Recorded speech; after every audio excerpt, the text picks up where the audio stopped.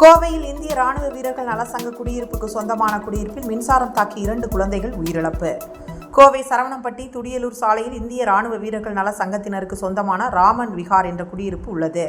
இங்கு 400 குடும்பங்கள் வசித்து வருகின்றனர். இங்கு வசிக்கும் குடும்பங்கள் அனைவரும் இந்திய ராணுவத்தில் பணிபுரிந்தவர்கள் மற்றும் பணி ஓய்வு பெற்றவர்கள். இந்நிலையில் நேற்று இங்கு குடியிருக்கும் பிரசாந்த் ரெட்டி என்பவரின் மகன் ஜியானஸ் ரெட்டி மற்றும் பாலசுந்தர் என்பவரின் மகள் வியாமோ ஆகியோர் இங்கு உள்ள சிறுவர் விளையாட்டு பூங்காவில் விளையாட சென்று உள்ளனர். அதில் சறுக்கு விளையாடு பகுதிக்கு சென்ற குழந்தைகள் இருவரும் சறுக்கு விளையாட முயன்ற போது மின்சாரம் தாக்கியுள்ளது. இதனைத் தொடர்ந்து மின்சார தாக்குதலுக்கு உண்டான 2 குழந்தைகளும் மயங்கிய நிலையில் இருந்ததைக் கண்டு அருகில் இருந்தவர்கள் அவர்களை உடனடியாக காப்பாற்றி ஆவாரம்பாளையம் பகுதியில் உள்ள ராமகிருஷ்ணா மருத்துவமனைக்கு எடுத்து சென்றுள்ளனர். ஆனால் அவர்களை பரிசோதித்த மருத்துவர்கள் ஏற்கனவே குழந்தைகள் இறந்துள்ளதாக தெரிவித்துள்ளனர். இதனைத் தொடர்ந்து சரவணம்பட்டி காவல்துறையினருக்கு தகவல் அளித்ததை தொடர்ந்து அங்கு வந்த காவல்துறையினர் தீவிர விசாரணை மேற்கொண்டனர்.